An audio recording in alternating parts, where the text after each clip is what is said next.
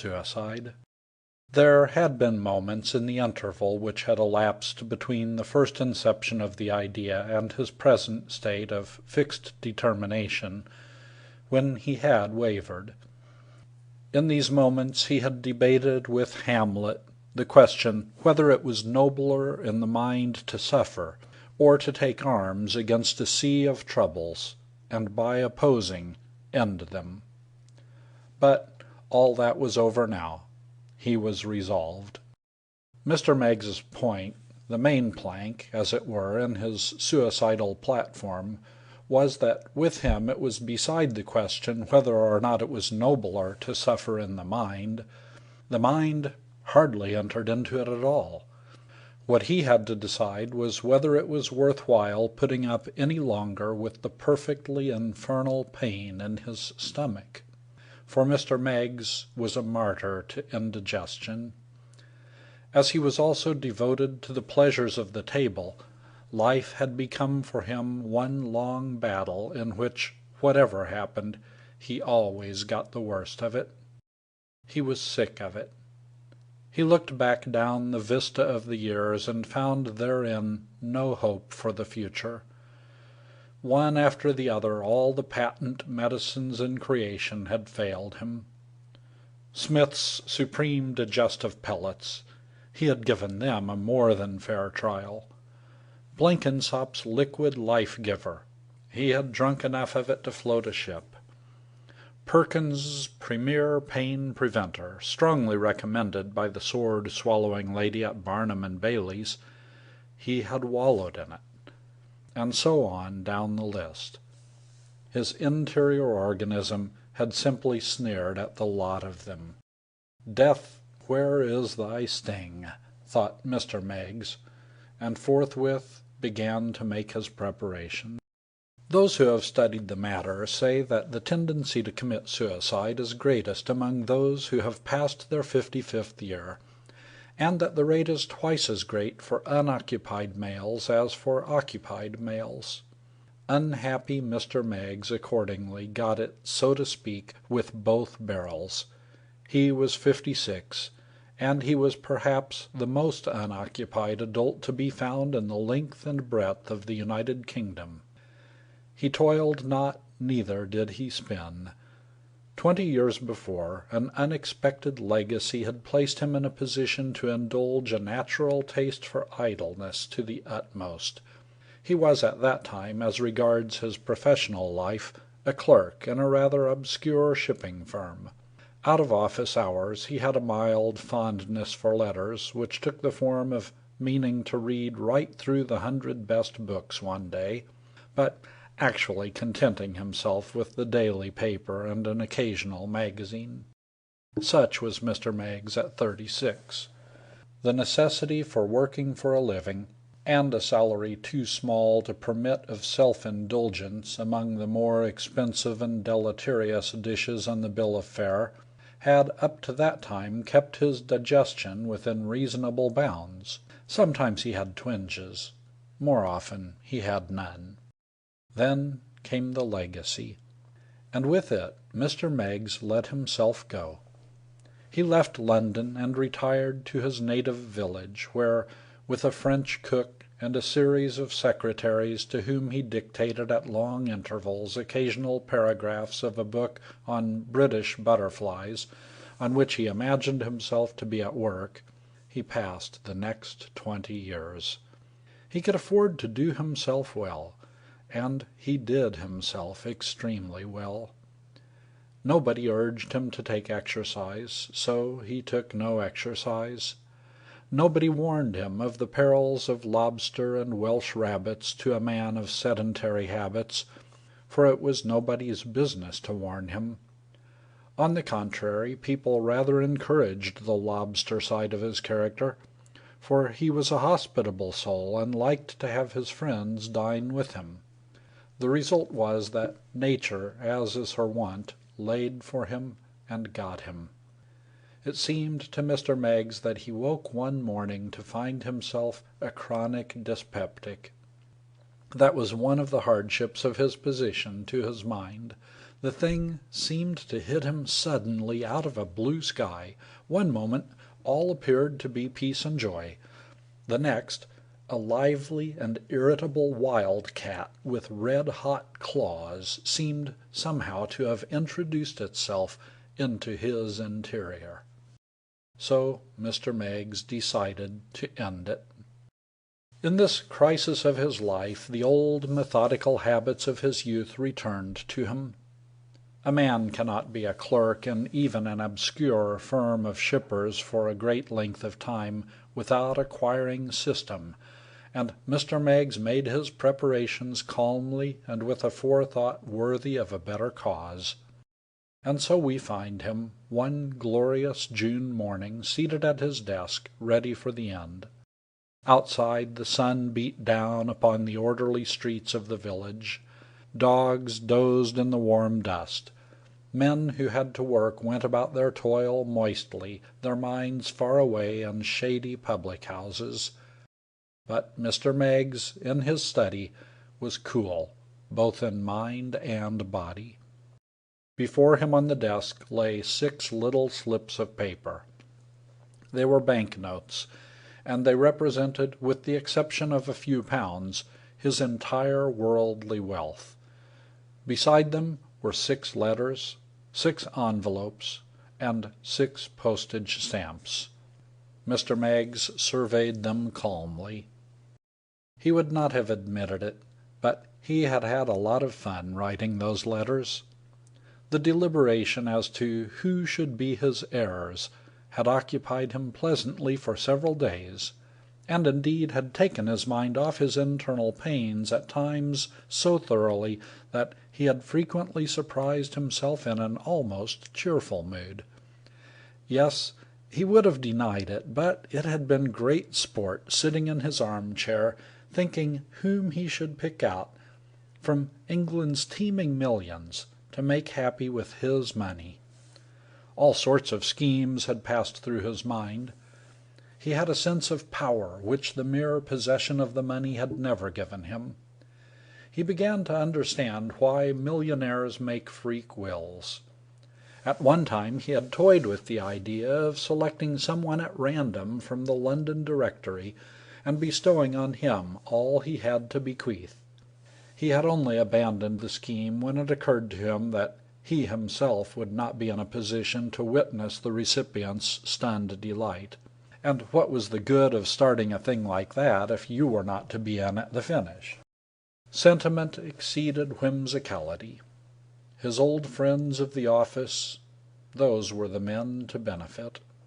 What good fellows they had been!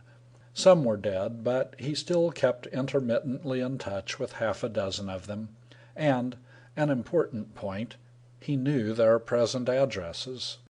This point was important, because Mr. Meggs had decided not to leave a will, but to send the money direct to the beneficiaries. He knew what wills were. Even in quite straightforward circumstances they often made trouble. There had been some slight complication about his own legacy 20 years ago. Somebody had contested the will, and before the thing was satisfactorily settled, the lawyers had got away with about 20% of the whole. No wills. If he made one and then killed himself, it might be upset on a plea of insanity. He knew of no relative who might consider himself entitled to the money, but there was the chance that some remote cousin existed, and then the comrades of his youth might fail to collect after all. He declined to run the risk. Quietly and by degrees he had sold out the stocks and shares in which his fortune was invested, and deposited the money in his London bank. 6 piles of large notes, dividing the total into 6 equal parts. 6 letters couched in a strain of reminiscent pathos and manly resignation. 6 envelopes, legibly addressed. 6 postage stamps, and that part of his preparations was complete.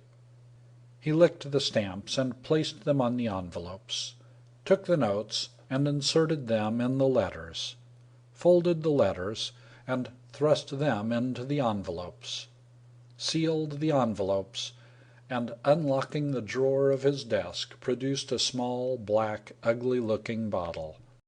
He opened the bottle and poured the contents into a medicine glass. It had not been without considerable thought that Mr. Meggs had decided upon the method of his suicide. The knife, the pistol, the rope, they had all presented their charms to him.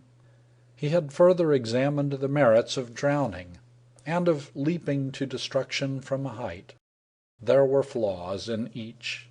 Either they were painful, or else they were messy.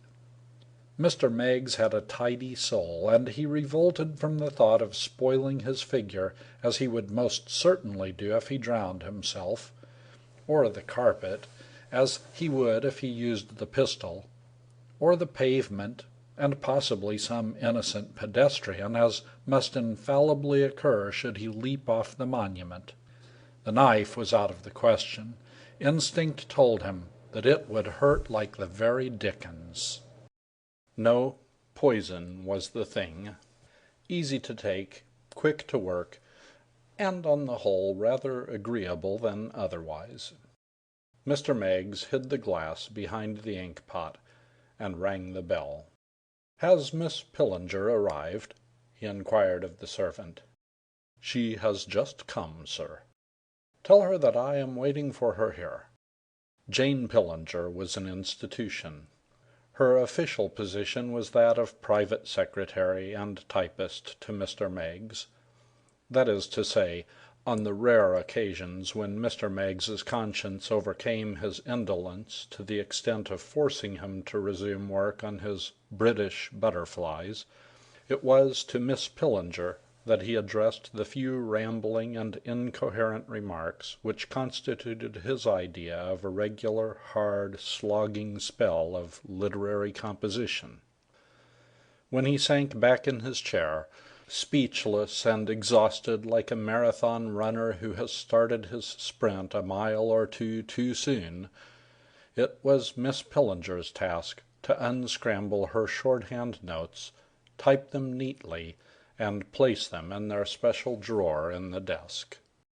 Miss Pillinger was a wary spinster of austere views, uncertain age, and a deep-rooted suspicion of men, a suspicion which, to do an abused sex justice, they had done nothing to foster. Men had always been almost coldly correct in their dealings with Miss Pillinger. In her 20 years of experience as a typist and secretary, she had never had to refuse, with scorn and indignation, so much as a box of chocolates from any of her employers. Nevertheless, she continued to be icily on her guard. The clenched fist of her dignity was always drawn back, ready to swing on the first male who dared to step beyond the bounds of professional civility. Such was Miss Pillinger. She was the last of a long line of unprotected English girlhood which had been compelled by straitened circumstances to listen for hire to the appallingly dreary nonsense which Mr. Meggs had to impart on the subject of British butterflies. Girls had come, and girls had gone. Blondes, ex-blondes, brunettes, ex-brunettes, near-blondes, near-brunettes. They had come buoyant, full of hope and life, tempted by the lavish salary which Mr. Meggs had found himself after a while compelled to pay, and they had dropped off, one after another, like exhausted bivalves, unable to endure the crushing boredom of life in the village which had given Mr. Meggs to the world. For Mr. Meggs's hometown was no city of pleasure. Remove the vicar's magic lantern and the try-your-weight machine opposite the post office, and you practically eliminated the temptations to tread the primrose path. The only young men in the place were silent, gaping youths, at whom lunacy commissioners looked sharply and suspiciously when they met. The tango was unknown, and the one-step. The only form of dance extant, and that only at the rarest intervals, was a sort of polka, not unlike the movements of a slightly inebriated boxing kangaroo. Mr. Meggs's secretaries and typists gave the town one startled, horrified glance, and stampeded for London like frightened ponies.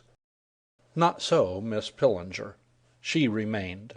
She was a business woman, and it was enough for her that she received a good salary. For £5 a week she would have undertaken a post as secretary and typist to a polar expedition. For 6 years she had been with Mr. Meggs, and doubtless she looked forward to being with him at least 6 years more. Perhaps it was the pathos of this thought which touched Mr. Meggs as she sailed, notebook in hand, through the doorway of the study. Here, he told himself, was a confiding girl, all unconscious of impending doom, relying on him as a daughter relies on her father. He was glad that he had not forgotten Miss Pillinger when he was making his preparations. He had certainly not forgotten Miss Pillinger. On his desk, beside the letters, lay a little pile of notes, amounting in all to £500. Her legacy. Miss Pillinger was always businesslike. She sat down in her chair, opened her notebook, moistened her pencil, and waited expectantly for Mr. Meggs to clear his throat and begin work on the butterflies. She was surprised when, instead of frowning, as was his invariable practice when bracing himself for composition, he bestowed upon her a sweet, slow smile. All that was maidenly and defensive in Miss Pillinger leaped to arms under that smile. It ran in and out among her nerve centers. It had been long in arriving, this moment in crisis, but here it undoubtedly was at last. After 20 years, an employer was going to court disaster by trying to flirt with her. Mr. Meggs went on smiling. You cannot classify smiles. Nothing lends itself so much to a variety of interpretations as a smile. Mr. Meggs thought he was smiling the sad, tender smile of a man who, knowing himself to be on the brink of the tomb, bids farewell to a faithful employee.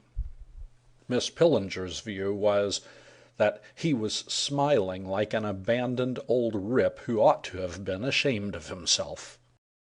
"No, Miss Pillinger," said Mr. Meggs, "I shall not work this morning.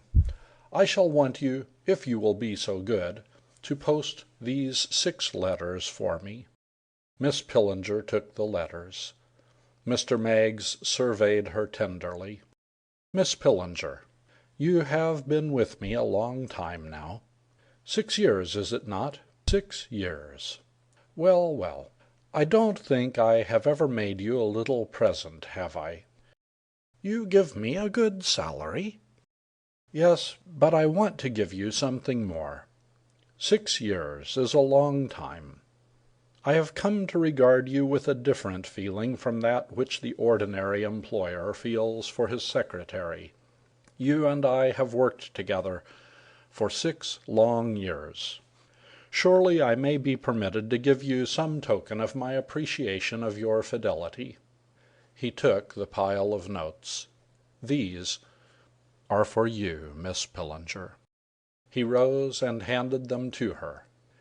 He eyed her for a moment with all the sentimentality of a man whose digestion has been out of order for over 2 decades.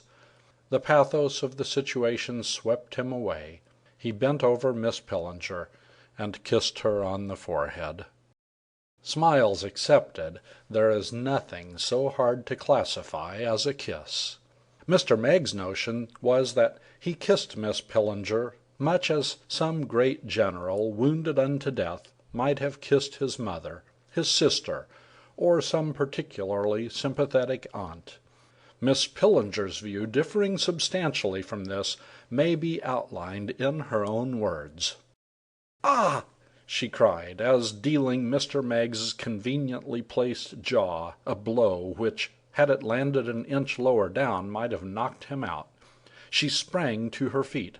"How dare you? I've been waiting for this, Mr. Meggs.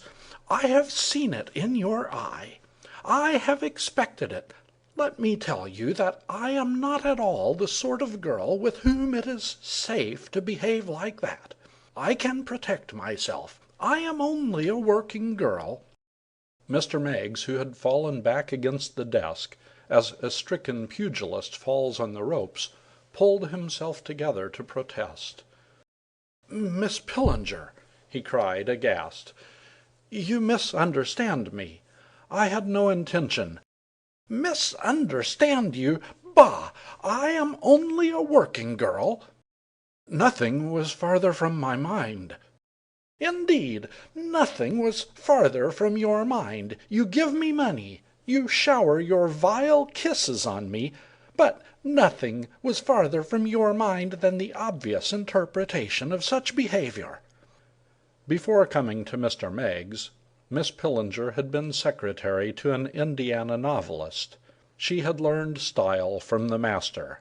"Now that you have gone too far, you are frightened at what you have done. You may well be, Mr. Meggs. I am only a working girl."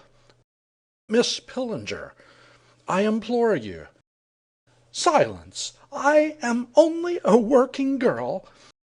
A wave of mad fury swept over Mr. Meggs. The shock of the blow, and still more of the frightful ingratitude of this horrible woman, nearly made him foam at the mouth. "Don't keep saying you are only a working girl," he bellowed. "You'll drive me mad. Go away from me. Get out. Go anywhere, but leave me alone." Miss Pillinger was not entirely sorry to obey the request. Mr. Meggs' sudden fury had startled and frightened her.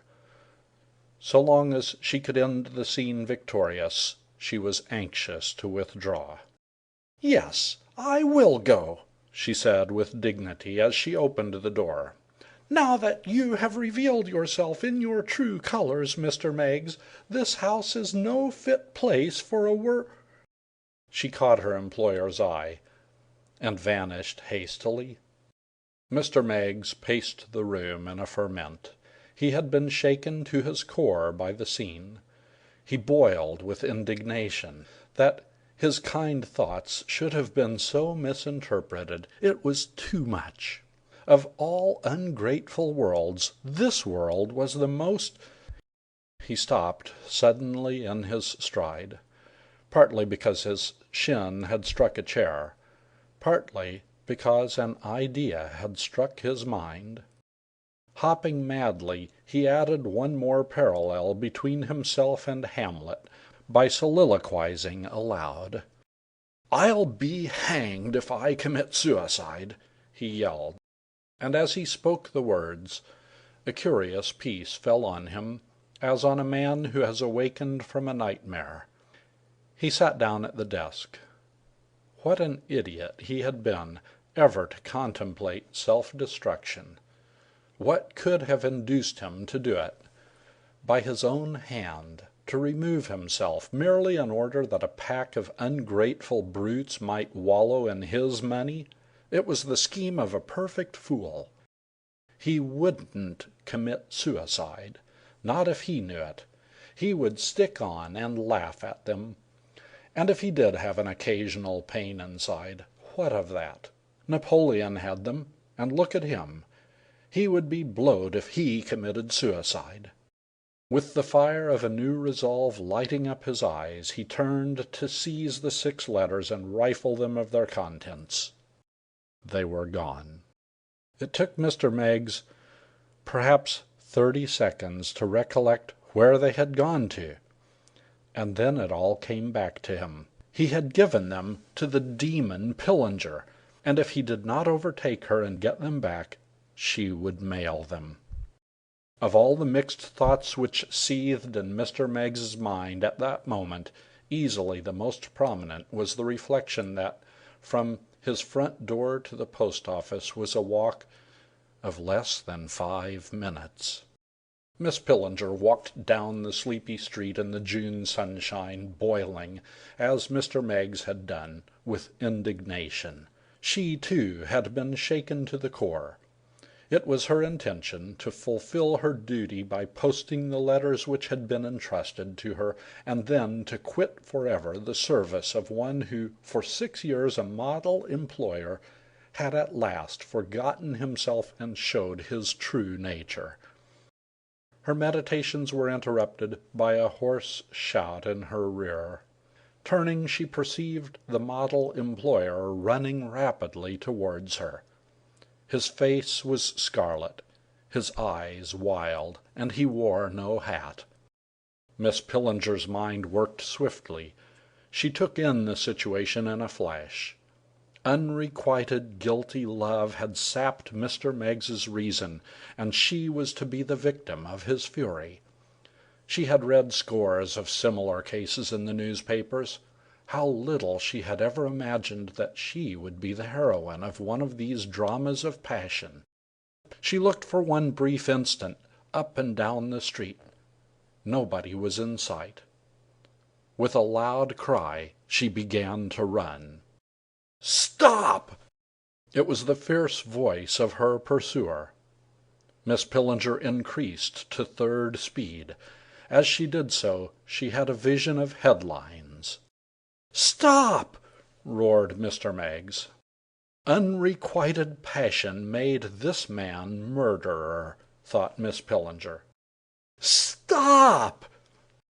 "Crazed with love, he slays beautiful blonde," flashed out in letters of crimson on the back of Miss Pillinger's mind. "Stop!" "Spurned, he stabs her thrice."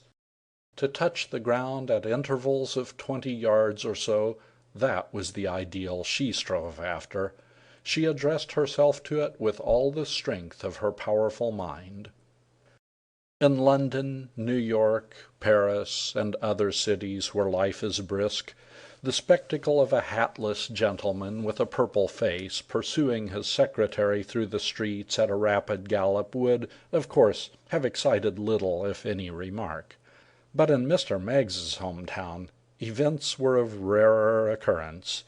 The last milestone in the history of his native place had been the visit 2 years before of Bingley's stupendous circus, which had paraded along the main street on its way to the next town, while zealous members of its staff visited the back premises of the houses and removed all the washing from the lines. Since then, deep peace had reigned. Gradually, therefore, as the chase warmed up, citizens of all shapes and sizes began to assemble. Miss Pillinger's screams and the general appearance of Mr. Meggs gave food for thought. Having brooded over the situation, they decided at length to take a hand, with the result that, as Mr. Meggs's grasp fell upon Miss Pillinger, the grasp of several of his fellow townsmen fell upon him. "Save me!" said Miss Pillinger. Mr. Meggs pointed speechlessly to the letters which she still grasped in her right hand. He had taken practically no exercise for 20 years, and the pace had told upon him. Constable Gooch, guardian of the town's welfare, tightened his hold on Mr. Meggs's arm and desired explanations. He was going to murder me," said Miss Pillinger. "Kill him," advised an austere bystander. "What do you mean you were going to murder the lady?" inquired Constable Gooch. Mr. Meggs found speech. I only wanted those letters." "What for?" "They're mine."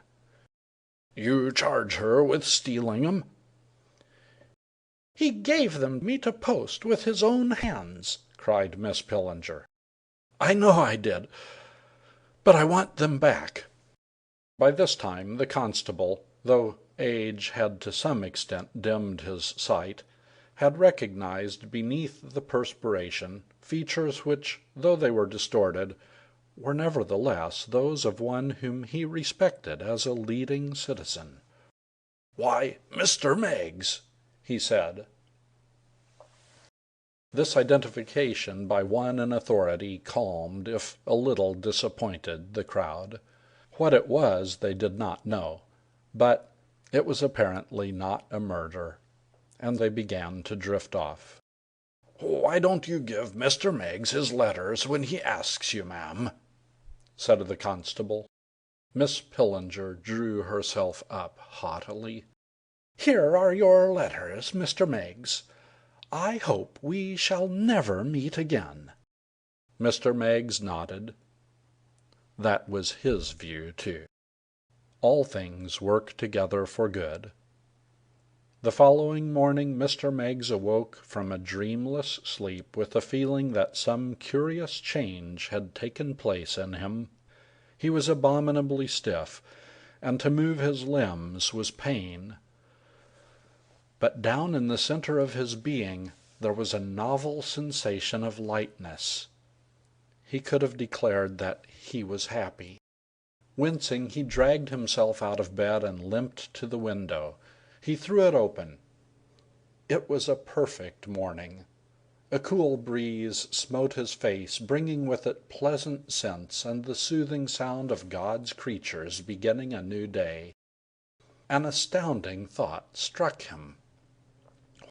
"Why, I feel well." Then another. "It must be the exercise I took yesterday. By George, I'll do it regularly." He drank in the air luxuriously. Inside him the wild cat gave him a sudden claw. But it was a half-hearted effort, the effort of one who knows that he is beaten. Mr. Meggs was so absorbed in his thoughts that he did not even notice it. "London," he was saying to himself. "One of these physical culture places. Comparatively young man. Put myself in their hands. Mild, regular exercise." He limped to the bathroom.